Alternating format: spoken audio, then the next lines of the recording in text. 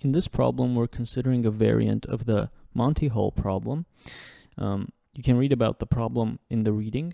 The difference here in this variant is that Monty Hall doesn't always open a goat door. What Monty Hall does is, before the process begins, Monty Hall flips a coin where the probability heads is P. And if the coin lands heads, so if heads, Monty resolves to open a door with goat, so Monty opens goat door.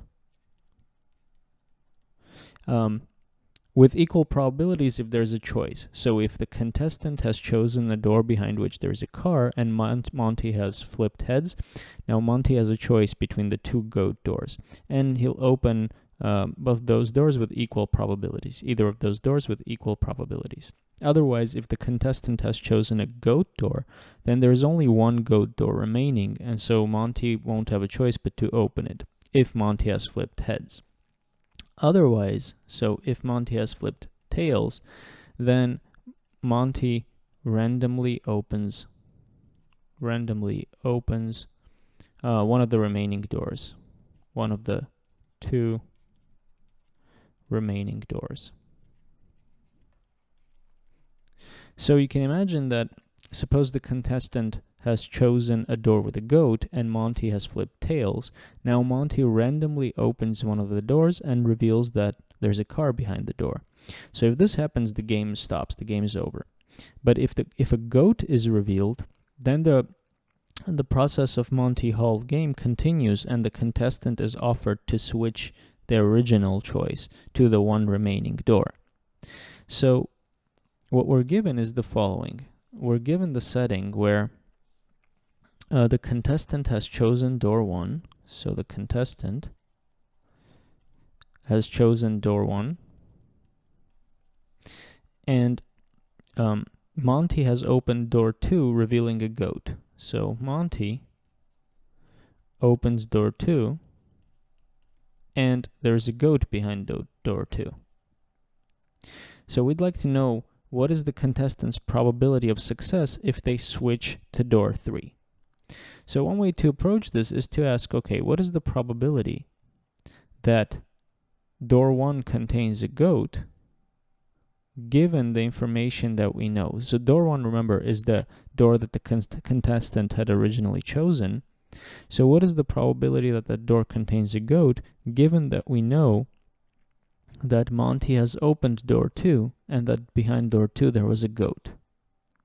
So we can apply here we can apply Bayes' rule and can say this is equal to the prior probability of door 1 containing a goat times the probability of Monty opening door 2 revealing a goat, given that there was a goat behind door 1, over the probability of Monty opening door 2 and revealing a goat behind it. So first, let's understand the numerator. Let's try to compute the numerator. So the probability of G1, the prior probability that there is a goat behind door 1, is of course 1/3, or excuse me, it's 2/3, because we have 2 goats and 1 car, and those 2 goats are equally likely to be behind any of the 2 doors, and so the probability that door 1 contains a goat behind it is 2/3. Now, what is the probability that Monty opens door 2 and reveals a goat behind it, given that we know door 1 had a goat? Well, this can happen in the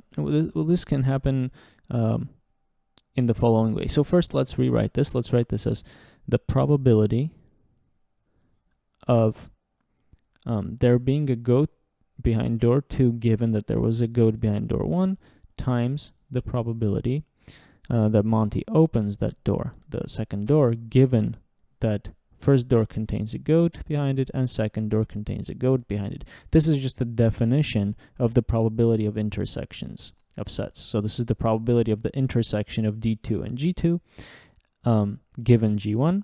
And so by the definition of probabilities of intersections, we get the probability of G2 given G1 times the probability of D2 given G1 and G2. Okay, now, given that door 1 contains a goat behind it and no other information, just given that door 1 contains a goat behind it, what's the probability that door 2 contains a goat behind it? Well, if door 1 contains a goat behind it, there is only one goat left, and it can be either behind door 2 or behind door 3. And it doesn't have a preference as far as we know. We know nothing else. We only know that door 1 contains a goat. So the second goat is equally likely to be behind door 2 and behind door 3. So this probability of G2 given G1 is 1/2. Now, what is the probability that Monty opens door 2, given that door 1 has a goat behind it and door 2 has a goat behind it?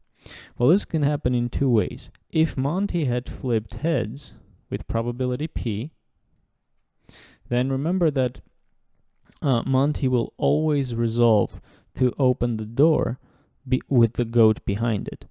Since the contestant has chosen door 1, and the other goat is behind door 2, and Monty has to open the door with the goat behind it, Monty will definitely open door 2. So this probability is 1.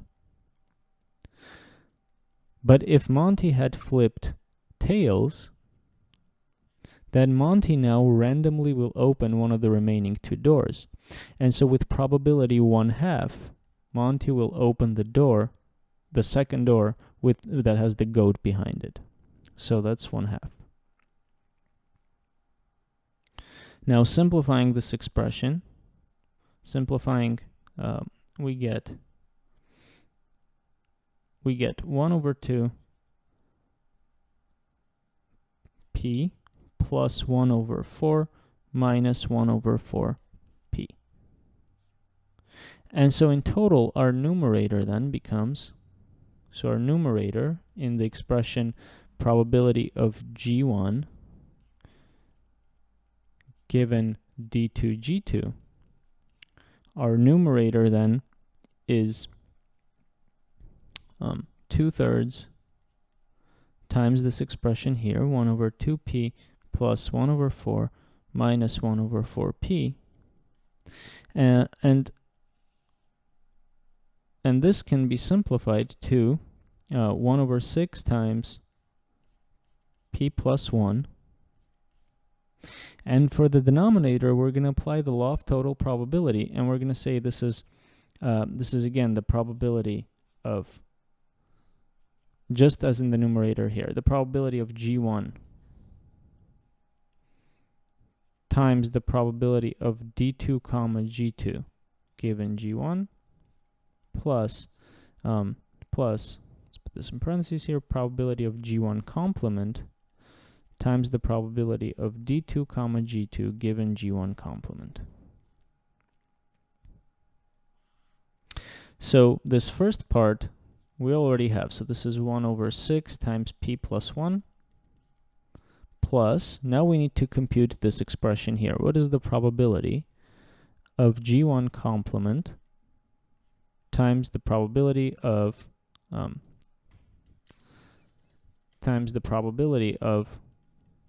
D2 comma G2 given G1 complement? Well, the prior probability of G1 complement, this is the probability that there's a car behind door 1 that the contestant had chosen, and this is 1/3. Each of the 3 doors is equally likely to contain the car, so the probability that the car is behind the door that the contestant had chosen, namely door 1, is 1/3.